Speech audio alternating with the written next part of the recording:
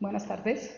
Antes que nada, me gustaría agradecer por la oportunidad de presentar este trabajo que se llama Evaluación de desempeño de modelos ocultos de Markov en la detección de complejos QRS, un trabajo de investigación que hemos desarrollado en la Universidad Pontificia Bolivariana, seccional Bucaramanga, en colaboración con el ingeniero Wilson Javier Arenas López, el doctor Miguel Altuve y yo, Silvia Alejandra Sotero López. El objetivo de nuestro estudio es la señal electrocardiográfica, teniendo en cuenta la interpretación fisiológica que podemos extraer de ella. Entonces, básicamente la señal electrocardiográfica refleja la actividad eléctrica del corazón y esto permite entonces implementar técnicas no invasivas para establecer el estado del sistema cardiovascular. Estas ondas se caracterizan entonces por una onda P, un complejo QRS y una onda T. Básicamente nosotros tenemos que la onda P está relacionada con la depolarización auricular, el complejo QRS está relacionado con la depolarización ventricular y finalmente la onda T está vinculada con la repolarización ventricular. Este ciclo cardíaco podemos caracterizarlo temporalmente y a partir de eso establecer el estado del ritmo cardíaco y la variabilidad cardíaca. Entonces nosotros podemos observar la diferencia entre un latido normal, un latido que puede ser muy rápido, y un latido que presenta irregularidades.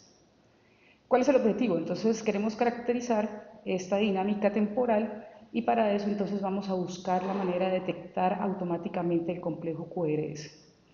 Existen varios estudios con enfoques diferentes asociados con este tipo de sistemas y en particular entonces nosotros tenemos enfoques relacionados con filtros digitales y con métodos estadísticos.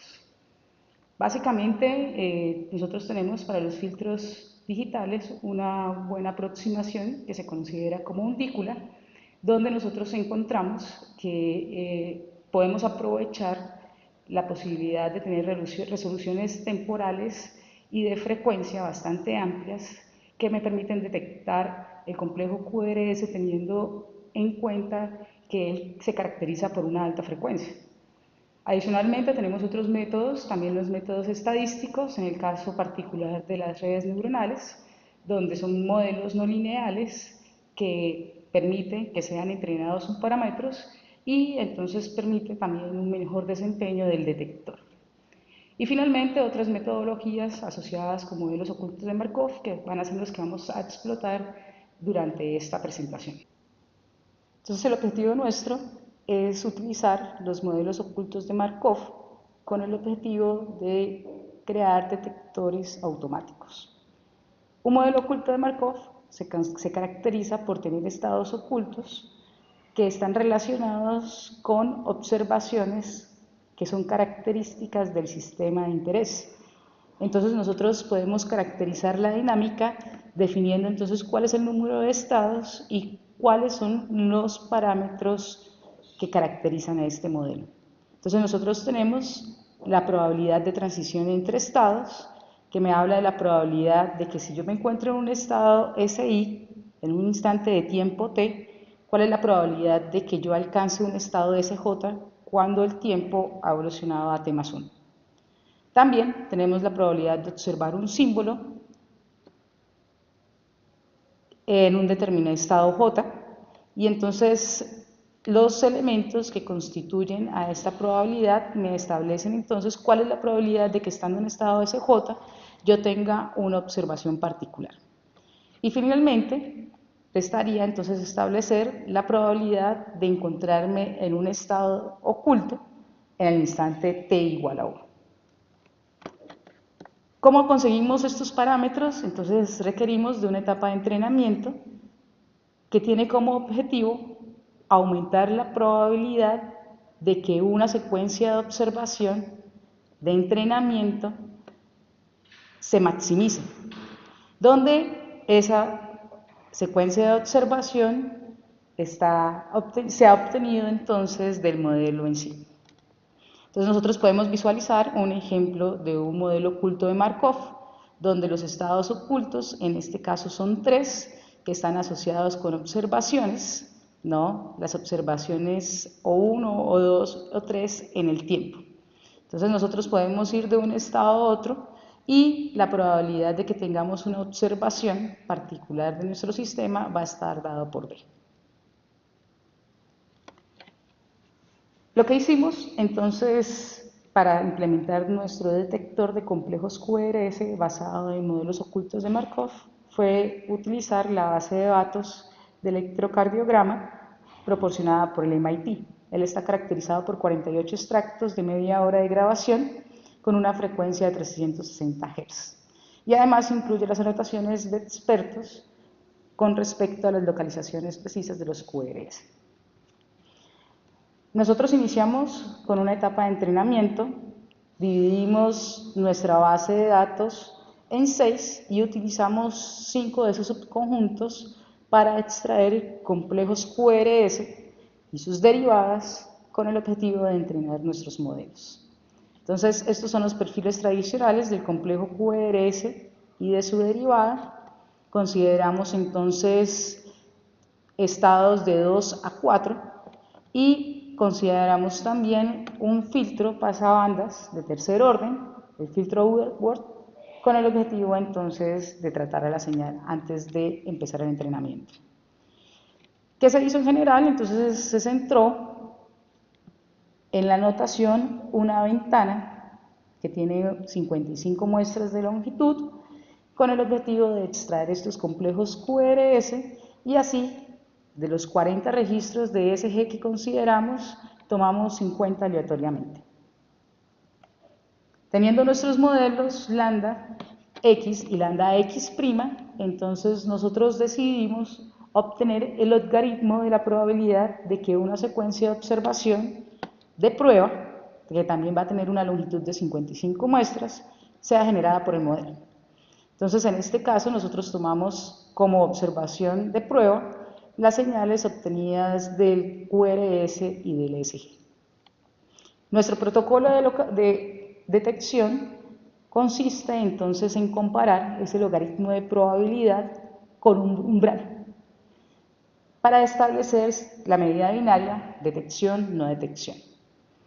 Entonces, basados en que los parámetros de lambda y lambda X' se ajustaron para maximizar la probabilidad de obtener el QRS y su derivada, entonces esperamos una maximización de la probabilidad cuando en la ventana de observación se detecte un complejo QRS.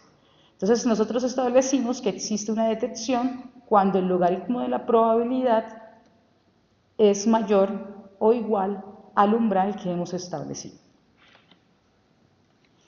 Nosotros tomamos entonces para esta detección el subconjunto de la base de datos que no utilizamos para el entrenamiento y deslizamos esta ventana de observación a lo largo de nuestra señal de ESG.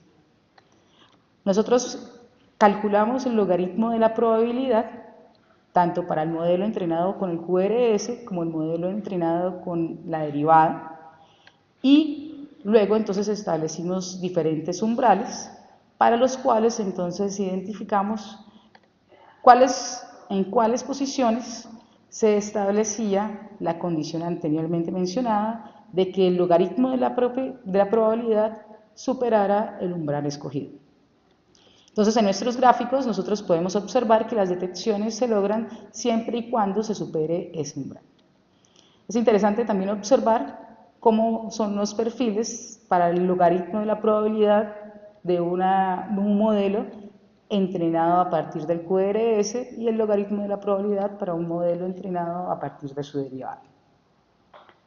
Desarrollamos entonces la evaluación del desempeño de estos detectores a partir de la cuantificación de los verdaderos positivos, verdaderos negativos, falsos positivos y falsos negativos. Y entonces establecimos indicadores estadísticos como lo son la sensibilidad, la especificidad y la media armónica. Con estos indicadores evaluados, entonces nosotros procedimos a determinar para cada uno de estos indicadores, estos indicadores para cada valor de beta que pertenece al intervalo de menos 10.4 a menos 5.5. Encontramos un umbral óptimo analizando la curva ROC que me compara la sensibilidad en función de 1 menos la especificidad. Y en particular, estudiamos entonces la distancia entre un punto sobre la curva ROC a la detección perfecta, que la llamamos L, y el área bajo la curva. Los resultados que obtuvimos se encuentran reflejados en esta tabla. Es importante reconocer que existen siempre valores superiores para la media armónica y para el área bajo la curva cuando nosotros evaluamos estos indicadores en un modelo lambda X. Vemos también que en general la sensibilidad de nuestro detector es mucho mayor que la especificidad encontrada. Y en general entonces nosotros encontramos que el mejor desempeño obtenido es para un modelo oculto de Markov con 2 estados, en el cual obtenemos una media armónica de 0.309. Entonces, podemos concluir que los valores más altos para el área bajo la curva y la media armónica fueron obtenidos al emplear un detector entrenado a partir de la señal QRS. Entonces podemos observar que este resultado puede estar relacionado con la similitud que existe entre las derivadas de las ondas T y P con las derivadas del complejo QRS. Encontramos también que en ambos casos los detectores basados en modelos ocultos de Markov presentan un número mayor de falsos positivos comparados con falsos negativos. Entonces esto nos muestra que las sensibilidades fueron mayores que las especificidades. Entonces de alguna manera existe una competición entre las ondas QRS, P y T, de modo que muchas veces el detector consigue confundirse y establece entonces una maximización de la probabilidad cuando se encuentra con ellos. Entonces nosotros podemos concluir que una señal univariada para entrenar un modelo oculto de Markov con el objetivo de detectar complejos QRS satisface las necesidades de detección, pero sabemos que se pueden mejorar estos desempeños teniendo en cuenta entonces una reducción en la superposición de la ventana deslizante, la caracterización de observaciones multivariables para el modelo oculto de Markov, la inclusión de un periodo refractario, el uso de 2 modelos para caracterizar 2 dinámicas distintas y en un umbral relativo en vez de uno fijo. Agradecemos su atención, muchísimas gracias.